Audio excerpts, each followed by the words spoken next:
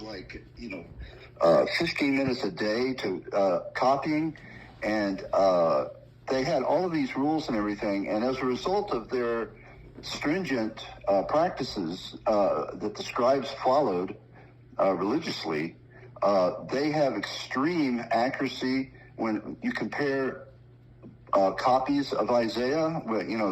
They had the Hebrew and then they have the Greek Septuagint, and they have many centuries. Don't quote me, I don't know how many, but I think 800 years in between, and it's amazingly accurate. Okay, so they had gotten it down, and not only that, they destroyed the older manuscripts because they didn't want to risk the characters on the page becoming illegible and creating errors that way. So they had all these rules in place to destroy manuscripts before they got too old, and they didn't allow the scribe to get too tired while he was copying, and he would be double checked and everything. It was amazing because they feared God. That's what protected them from errors in copying the Bible. The thing that gets me here is you speak right now as if you were actually there.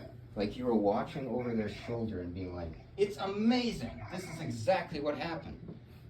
Honestly, you kind of sounded like Donald Trump there for a second, didn't you? Just trust me. It's great. It's amazing. Okay. Dude, so humans are humans, and they're fucked up. They're evil. They make mistakes. They do all kinds of crazy shit. There is no way you're going to tell me that from 2,000 years of history, that shit didn't get all sorts of fucked up.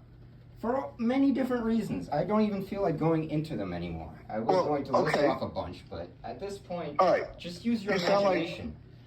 You sound like a pretty logical guy. You have reality to deal with, okay? And the reality is this. We have copies of ancient manuscripts in our possession.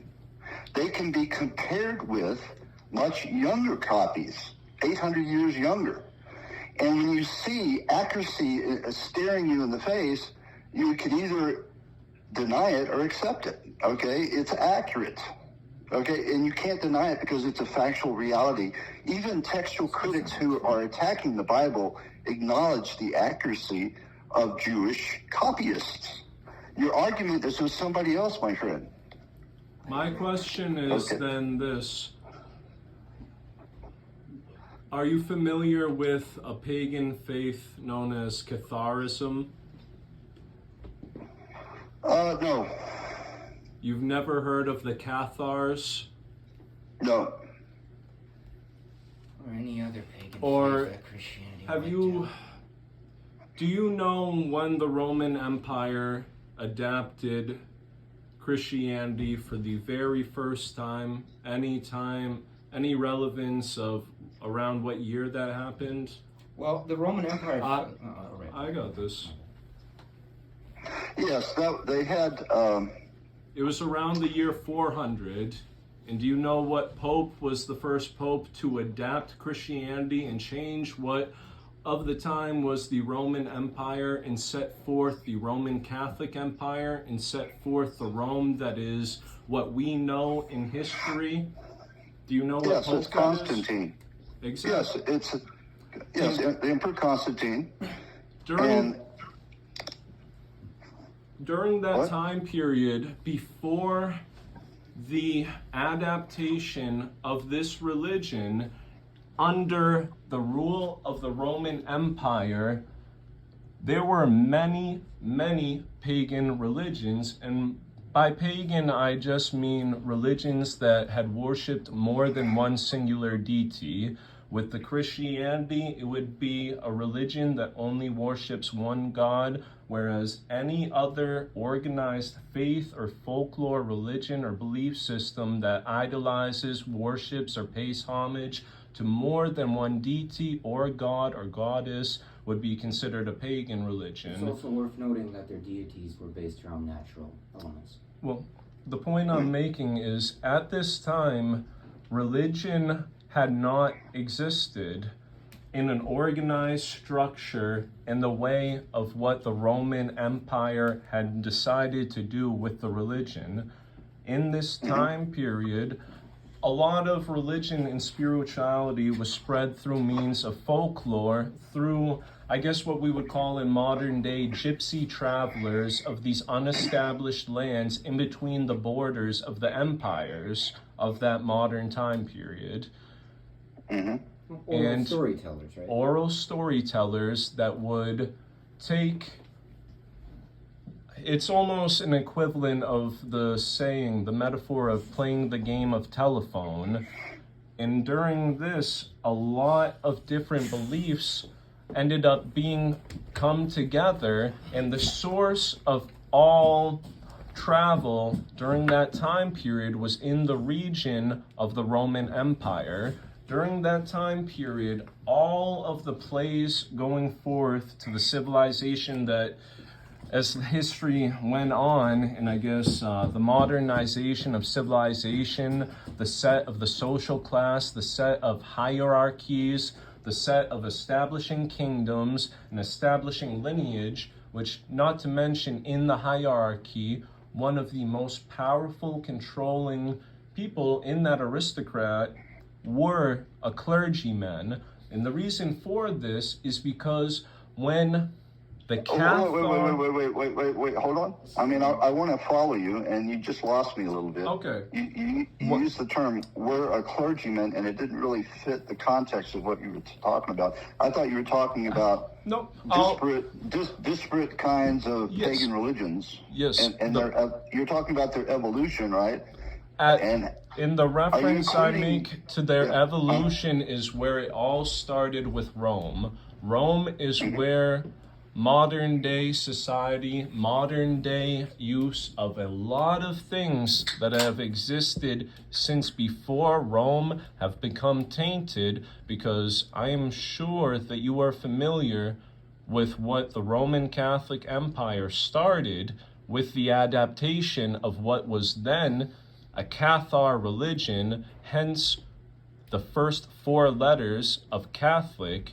I don't know how well searched you are on theology, but I guess you can say I've read a book or two, and the Cath comes from Catholicism. If you look into, the Latin word, if you look into the faith of Catholicism, you will find striking similarities to what is portrayed in the Old Testament. Not before the adaptation, not before the removal of, I noticed you said the word God earlier. I don't know if you were referring to Jehovah. I don't know if you were referring to Yahweh. There are... Same thing. Adonai, well, Elohim, Jehovah and Yahweh are precisely the same thing. The father of lies. And another reason where I'm making this is what the Roman Empire began to do, and what I don't know if it's what you were describing earlier as them describing the old texts, but I can tell you what the Roman Catholic Empire did to all of the rest of the world that was not established by any sort of organized religion yet, and that period much longer than what is known in history as the Inquisition, which took place roughly from the year 1000 to 1200. It had been going on since the adaptation of the Catholic faith in the Roman Catholic Empire being established under Constantine's rule. Under this initial adaptation is where I believe the hands of collusion trace to. I believe that there is beauty that could be found in just about anything in life, because for anything to do exist in this realm, it needs to be dualistic in nature. A man cannot exist what do you mean without by dualistic? You are at least 2 beings. Anything you're has a conscious and a subconscious. What I mean by dualistic is something that shares qualities of the exact opposite of what it is. For hot, its opposite, most people would say cold, but I would tell you that they are both just measures of temperature, and that is where you find the polarity and the dualistic in it, where they can be both summarized into one thing through the opposite. Okay, you can carry on. I just didn't want you to carry on until I understand absolutely. your terms. But go ahead. Absolutely.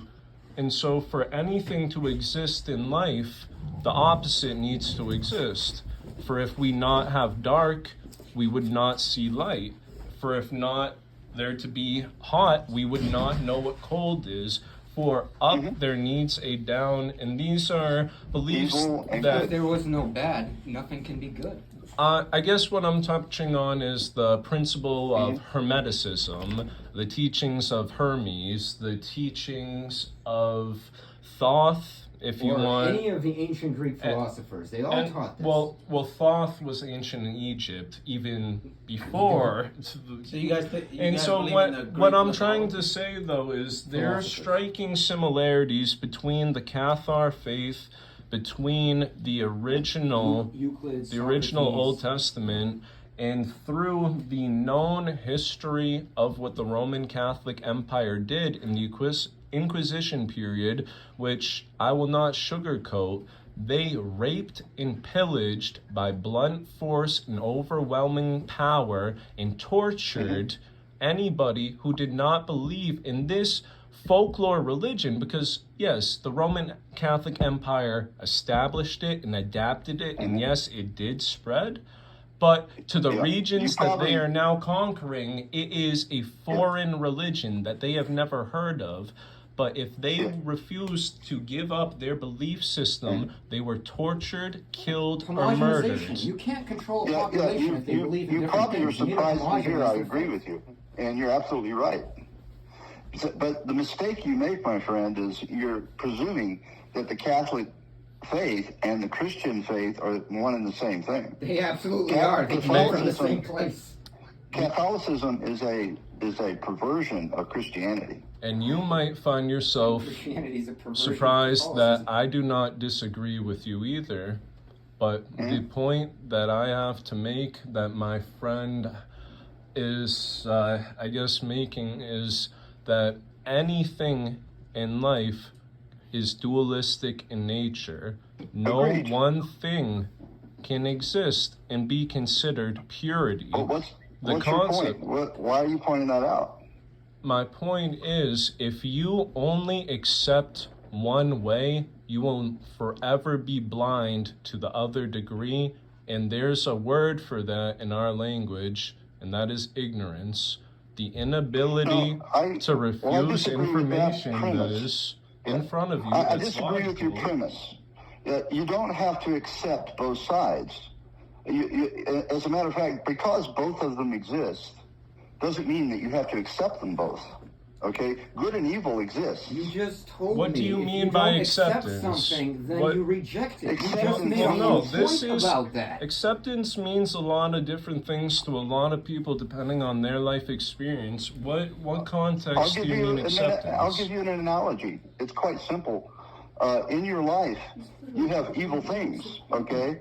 Evil things are corrupting. They ruin your life.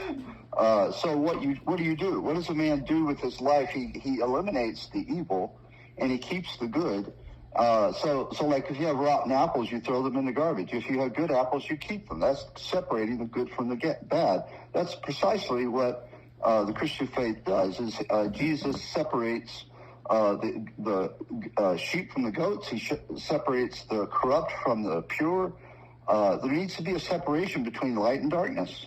Who is But he to of decide what whose- is pure and what is not? And may I ask you this? If it's of Jesus' decision to decide of who is light and dark, why does mankind take on that authority under the premise of religion?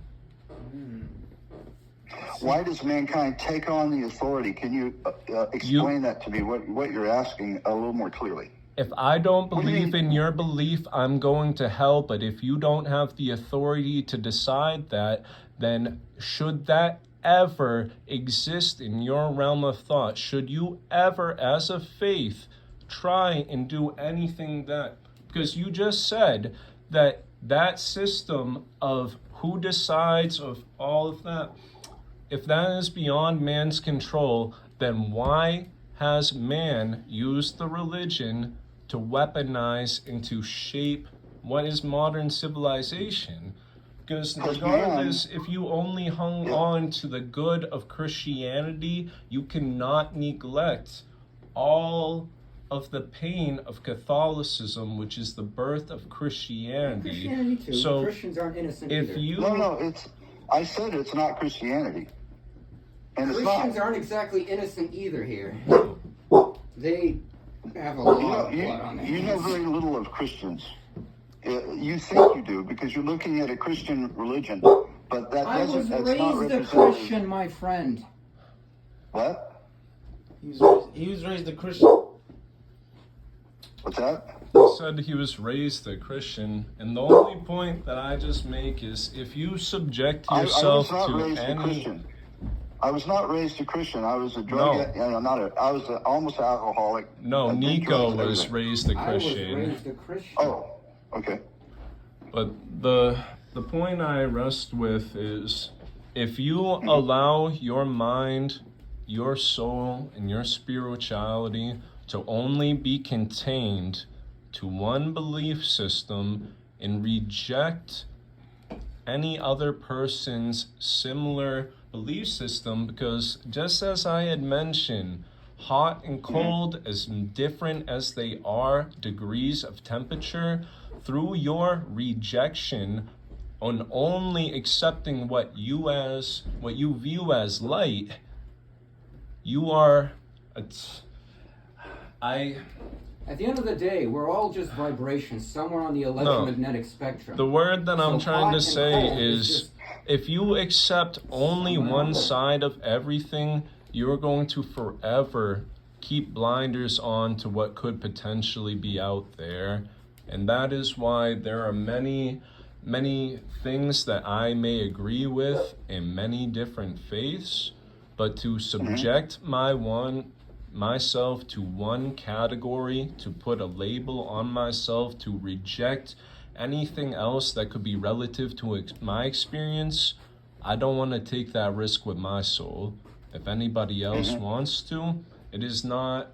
I usually would never get into a discussion like this. You know, I don't feel it's I my appreciate place. it. Or I want you to know I'm enjoying it. Okay, and I'm listening to you. And many things that you say make sense, but I also see where there's some logical, problems, with the conclusions you've drawn. Like, for one thing, you conclude that people who are religious, who adhere to a faith, are the ones that have the authority to consign other people to punishment or hell or separation. And because I believe you said that before, and that's not true at all. Only the belief in a creator God who is all powerful, omnipotent. Only he has the authority, as you asked, to impose his will. But he's not let me just ask you one a question. dictator. Let me We're interrupt talking you real about quick. Let me a ask you one creator question. who loved men enough to come down to the earth and suffer in our place. So we're not talking about a dictator who's arbitrary and doesn't care about his sheep. He's the good shepherd. He comes and he loves his flock. He loves his people. But he does have power and the will to put down evil. And he will separate the evil from the good one day. But for right now, so that no one gets lost, he's loving us, and he's allowing his sun to shine upon the good and the evil. So your alike. solution to the problem of evil is just deal with it. That's your solution? No, it's not my solution. It's God's Do solution. you know what the Okay, let's problem just of evil is? What? It is a very specific thing. The problem of evil. Mhm. You're a theologist, right? Yes, I believe I am. Then you know of the problem of evil. I do.